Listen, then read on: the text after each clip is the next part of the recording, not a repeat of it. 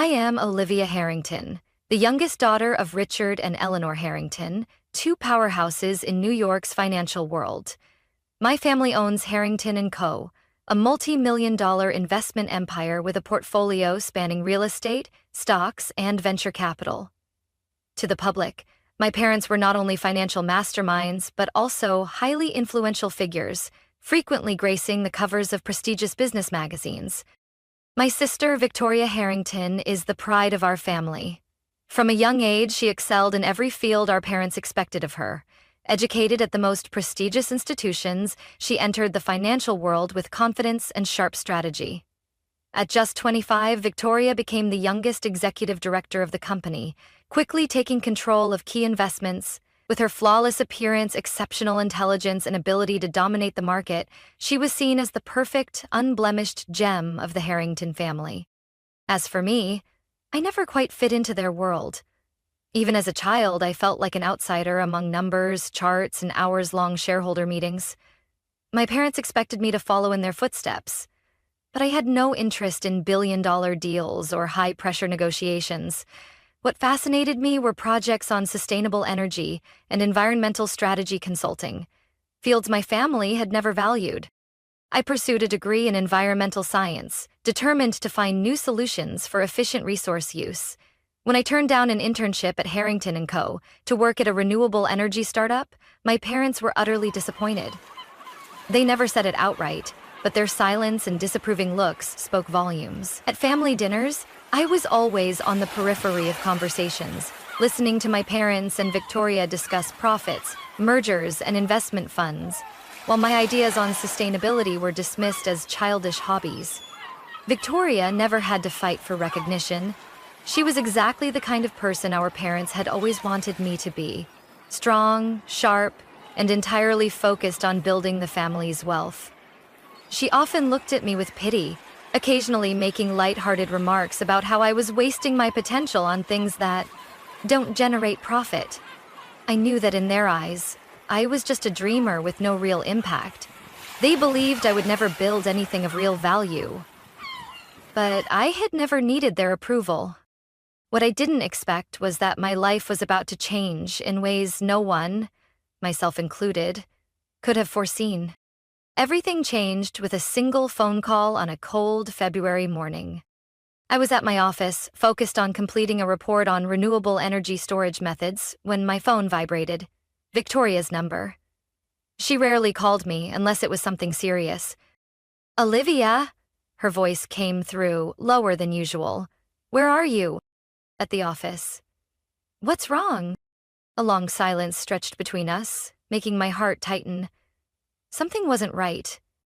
"Mom and Dad," she took a deep breath as if trying to steady herself. "They were in a plane crash. No one survived." I froze. Her words hit me like a gust of icy wind, leaving me dizzy. "No, that can't be." My voice trembled. "Their private jet crashed in the Colorado mountains on the way from New York to Los Angeles. The news will break soon." Even though there had always been a distance between my parents and me, hearing they were suddenly gone still left me stunned. They had always been strong, always in control of everything, and now they were gone. 3 days later, their funeral was held at a grand church in Manhattan.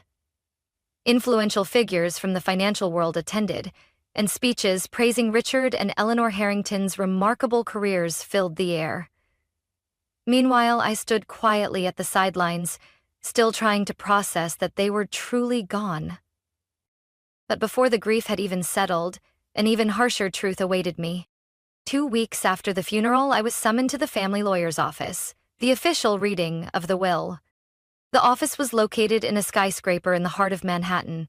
When I entered, Victoria was already seated in a leather chair, composed, her gaze filled with confidence. Opposite us sat Albert Sterling, the family's longtime attorney, a man who had witnessed countless deals and negotiations within the Harrington empire. Clearing his throat, he opened a thick file in front of him. "First and foremost, let me express my deepest condolences to both of you," he said in a measured tone, before getting straight to the point. "According to the official will of Mr. and Mrs. Harrington, He glanced over his reading glasses. The entirety of Harrington & Co.'s shares, the real estate properties in New York, Miami, and London, along with all investments and liquid assets, will be transferred to Miss Victoria Harrington. Even though I had anticipated this outcome, hearing those words still felt like a punch to the chest. And as for Miss Olivia Harrington, Mr. Sterling continued, flipping to another page. I waited, a flicker of hope stirring within me. Maybe they had left me a small portion of the estate. Maybe they had thought of me, even just a little. You will inherit an old ranch in rural Texas, formerly owned by your grandfather, Howard Harrington. An eerie silence filled the room. I blinked. A ranch? In Texas? Victoria let out a sharp laugh, making no effort to conceal her disdain. Well, isn't that interesting? She looked at me, a smirk curling her lips. Maybe Mom and Dad thought you'd be better suited to tending livestock than running a financial empire. My hands clenched under the table. I looked up at Mr. Sterling, trying to keep my voice steady. Is that all? No company shares, no bank accounts, no investments? Mr. Sterling skimmed through the documents before nodding. The Harrington Ranch, spanning over 150 acres, along with some related legal paperwork. He slid an envelope toward me. Nothing else. Victoria crossed her arms, her eyes glinting with triumph. Well, there you have it, Olivia. If you want to live like a real farmer, be my guest. But if you ever need financial assistance, I'd be happy to help. With a reasonable interest rate, of course. I stared at the envelope in front of me, fighting to suppress the emotions rising inside me. My parents had truly believed I was incapable of achieving anything. When I left the office, all I had in my possession was an old key and a deed to an abandoned ranch in the middle of the Texas desert. No shares, no valuable assets, no place in the company. Just a piece of land my father had once deemed worthless, a place no one in the family had ever spoken of. But what unsettled me the most wasn't the unfairness of the will. It was the real reason behind it. Why had they left me that ranch? Was it their way of quietly cutting me out of the family? Or was there something more that I didn't know? As I stepped out of the skyscraper, I looked up at Manhattan's gray sky, a new determination brewing inside me. If this was all they had left me, then I would find out why. 3 days later, I booked a flight to Texas. After a 3-hour flight and an additional 2-hour drive through the dusty Texas roads, I finally arrived. Harrington Ranch. A faded wooden sign with barely legible letters stood at the entrance. Beyond it stretched an expanse of land, vast and endless. Dry fields, scattered cacti, and an old 2-story wooden house stood alone in the arid landscape. I stepped out of the car, glancing around. There was no sign of life. Only the wind whistling through the barren trees. This was what my parents had left me? I took a deep breath and walked toward the main house. The wooden door creaked as I pushed it open, revealing a space covered in dust and the scent of aged timber. The interior was simple, seemingly untouched for years, but strangely, everything remained intact, as if its owner had only just left. As I walked down the hallway, a series of old photographs on the wall caught my attention. One in particular made me stop. A black and white picture of my grandfather, Howard Harrington, standing beside a large building that looked like a storage facility or a workshop. I didn't know much about my grandfather. Growing up, I had only heard my father speak of him with disappointment. Howard had once been an investor, but according to my father, he had wasted the last years of his life chasing some foolish dream out here on this ranch. And then it struck me. If my father thought this place was worthless, why hadn't he sold it? I picked up the photograph, examining it more closely. My grandfather's eyes gleamed with pride, but what truly caught my attention was the small inscription at the bottom. Harrington Experimental Facility, 1987. An experimental facility? Here? On this ranch? I stepped outside, scanning my surroundings. In the picture, behind my grandfather, stood a large metal structure. I walked around the property, searching for anything similar. And then I saw it. About 200 meters from the main house, amidst the dry grass fields, stood a large metal warehouse with a heavy door.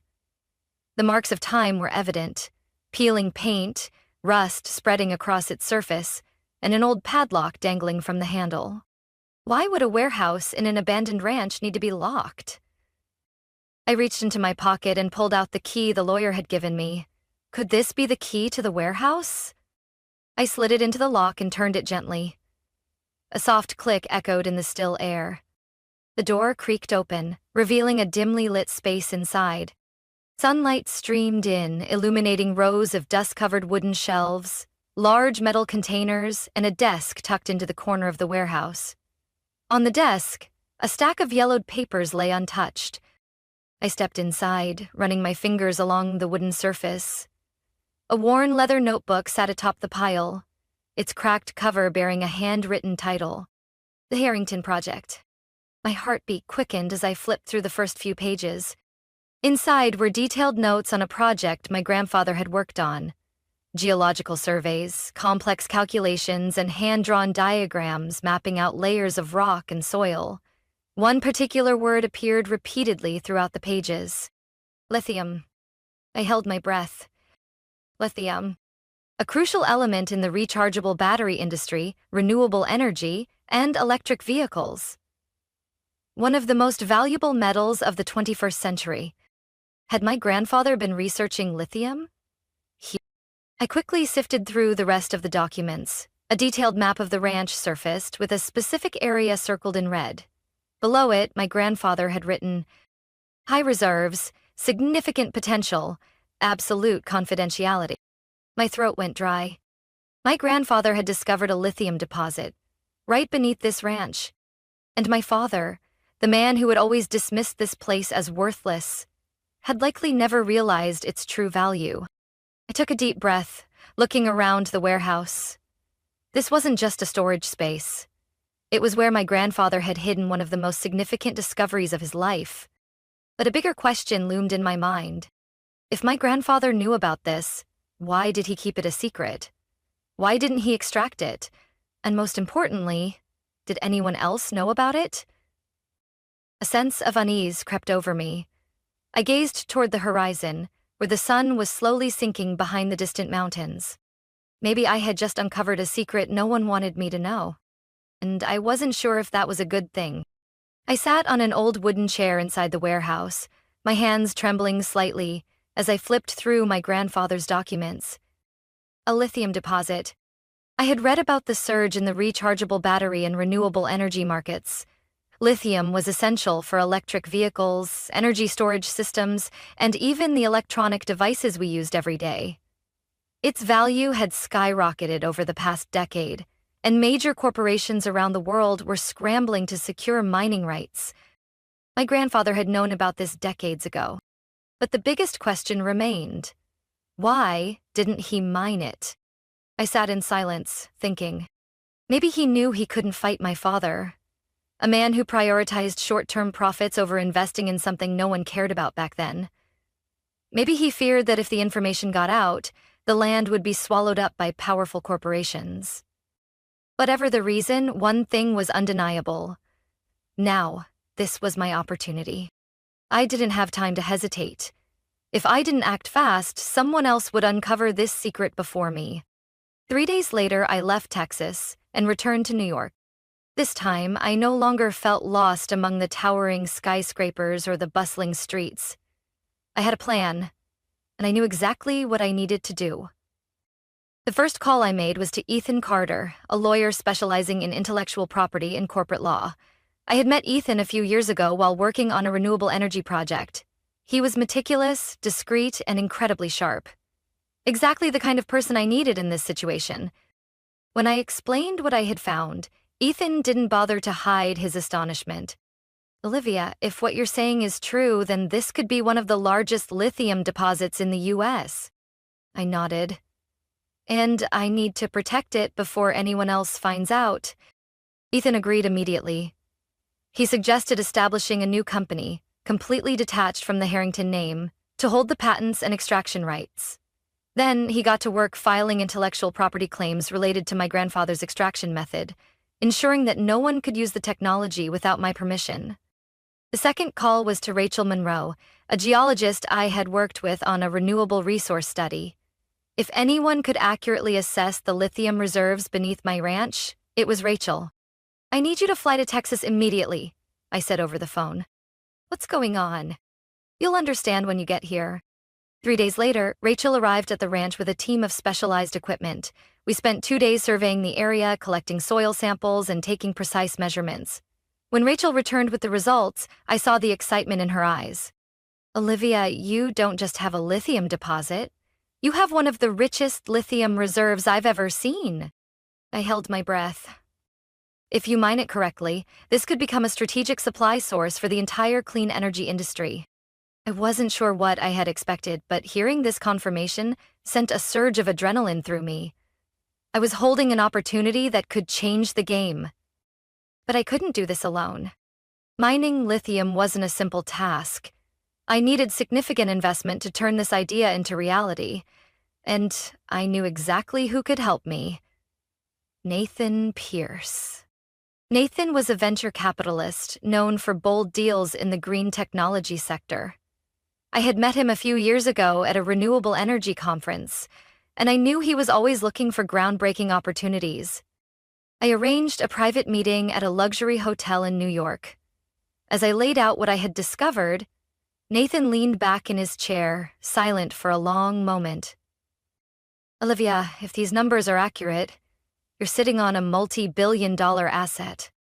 I nodded. "But the real question is, what do you plan to do with it?" I took a deep breath, holding his gaze. "I don't want to sell it to a major corporation just so they can drain it dry and destroy the environment," I said. "I want to do it the right way. I want to develop the sustainable extraction technology my grandfather was researching. And I need funding to get started." Nathan studied me for a moment, before a slow smile spread across his face. "All right, Olivia. I'll invest $150 million, but I want you to guarantee that you maintain full control. If you let anyone else interfere, you'll lose everything." I clenched my fists. "You have my word." A few weeks later, Harrington Lithium Solutions was officially born. A completely new company, with no ties to the Harrington family, created to oversee the lithium mining operation in Texas. I was ready. I knew that Victoria and my family would soon figure out what was happening. But this time I was no longer the girl they had dismissed. This time I was the one in control. 3 months after Harrington Lithium Solutions launched, the renewable energy market had already started paying attention to the name. The first contracts were signed with leading technology companies in the rechargeable battery and electric vehicle sectors. But the real breakthrough came when we secured a lithium supply agreement with Tesla and a major renewable battery manufacturing conglomerate.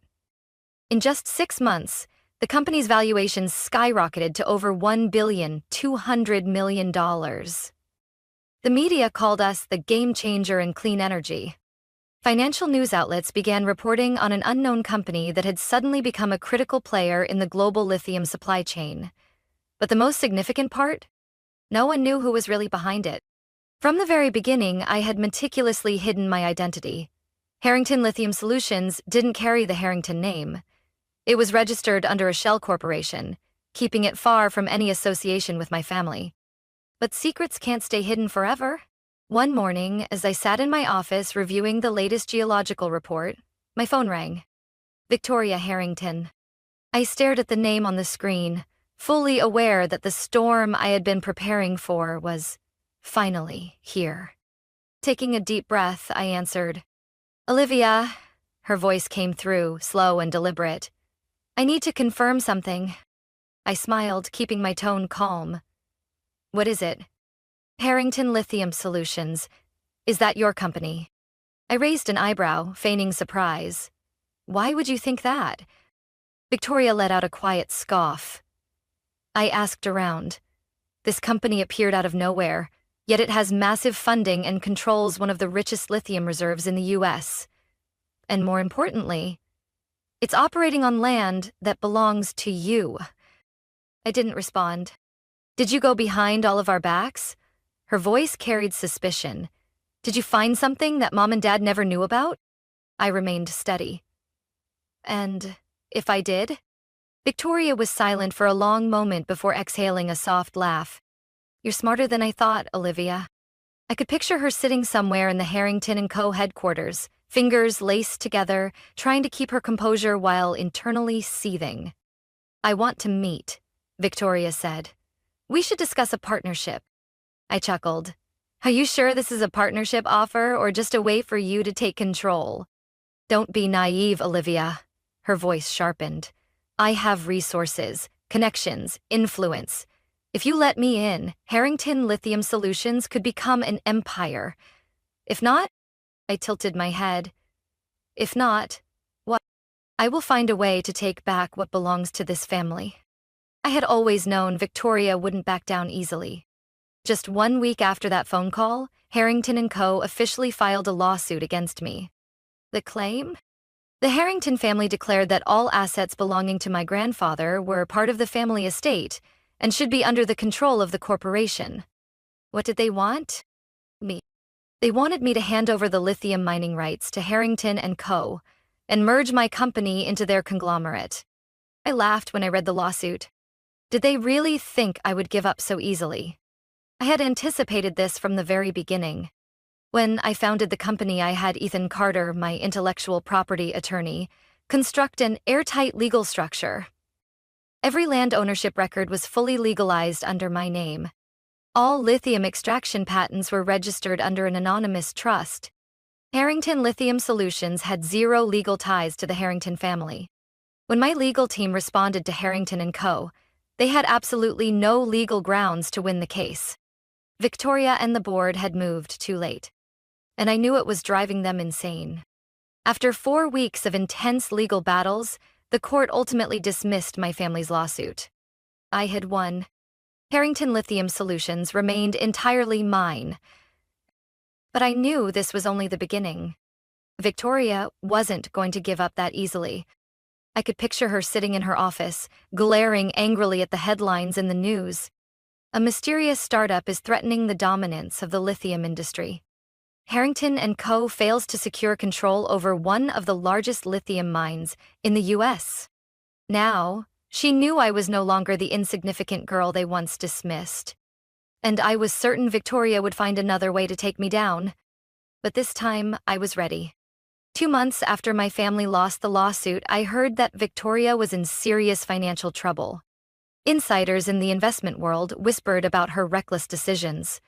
After failing to seize control of Harrington Lithium Solutions, Victoria had placed massive bets on real estate ventures and a major investment in traditional oil energy, a sector steadily losing ground to renewable energy. Things only worsened when the real estate market crashed and the oil industry suffered under new energy policies. What once seemed like highly profitable investments had turned into financial deadweight. And then the unthinkable happened. Victoria was forced to sell her Manhattan penthouse to stay afloat. The same lavish penthouse where she had hosted elite financiers, where private investor meetings had taken place, and which had stood as a symbol of her power. Now she had to put it on the market. But what Victoria didn't know was that I had already moved ahead of her. I had anticipated this the moment I saw cracks forming in her investment portfolio.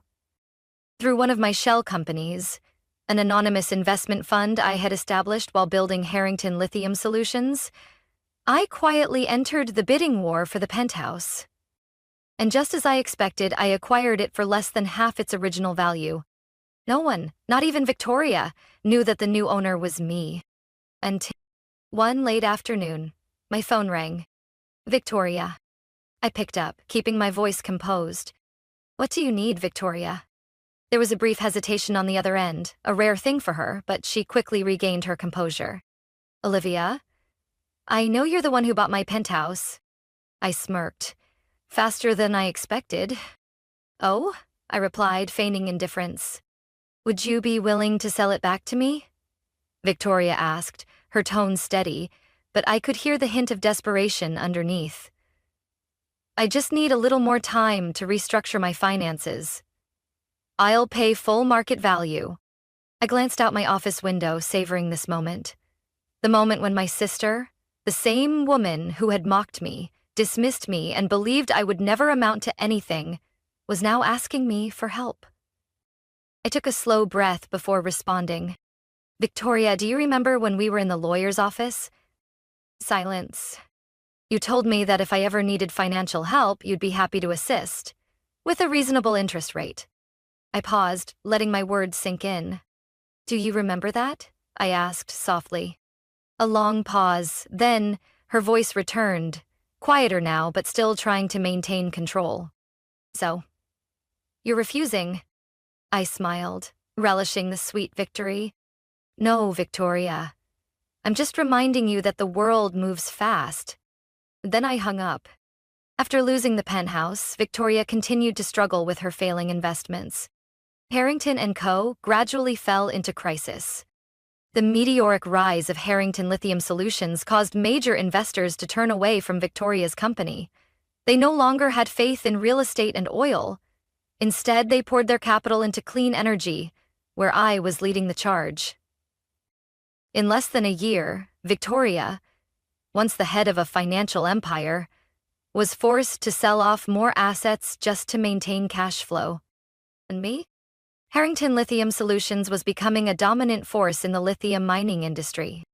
Not only had I maintained full control, but I had also expanded operations, developed new technologies, and secured even more strategic contracts. I didn't need ruthless revenge. My success was the clearest answer. One winter evening, as I sat in the penthouse that had once belonged to Victoria, I received a message. From her. I was wrong. But you've changed a lot too, Olivia.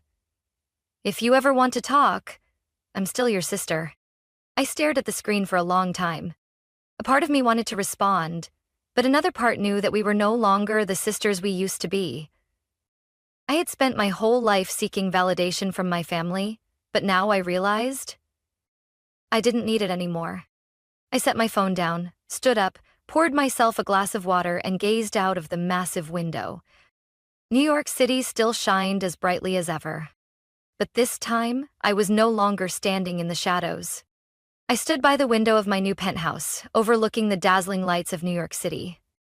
The glow of the skyscrapers reflected off the glass, reminding me of the years I once felt lost in this place. But now, everything had changed. I was no longer the girl my family dismissed, the one excluded from important conversations, the one they deemed worthless in their world. I had built my own empire, and no one could take that away from me. The phone on my desk vibrated, pulling me from my thoughts. I glanced at the screen, an email from my old high school with the subject line, Special Invitation. Guest speaker for this year's graduation ceremony. I raised an eyebrow and opened the email. Dear Olivia, I'm Principal Sullivan, currently organizing this year's graduation ceremony. We would love to invite one of our most outstanding alumni to return as our guest speaker. This year's theme is Finding Value in What's Overlooked. We believe your story will inspire many students, especially those who feel underestimated or unrecognized. We hope you can attend. Sincerely, Principal Sullivan. I stared at the screen. Finding value in what's overlooked. I let out a quiet laugh. A theme perfectly aligned with my story. Because I had been overlooked. I had been underestimated by my family, dismissed as an outsider. And yet, from the land they had abandoned, I built a billion-dollar company, revolutionized the lithium industry, and became an unshakable force in the clean energy revolution. I no longer needed my family's validation. My success spoke for itself. 2 weeks later, I stood on the stage at my old high school's graduation ceremony. Hundreds of students sat below, eagerly waiting. Some of my former teachers were also present, a few of them recognizing me and nodding in acknowledgement. I stepped up to the podium, feeling the weight of every gaze in the auditorium. Taking a deep breath, I began. Hello, everyone. My name is Olivia Harrington, and many years ago, I was sitting exactly where you are now. A few murmurs spread through the crowd. Perhaps some students had heard my name in the news. When I was a student here, I believed that in order to succeed, I had to follow the path that others had set for me. I thought that if I didn't fit their definition of success, I would never achieve anything meaningful. But I was wrong. The room fell silent. I continued, my voice growing stronger. I was underestimated.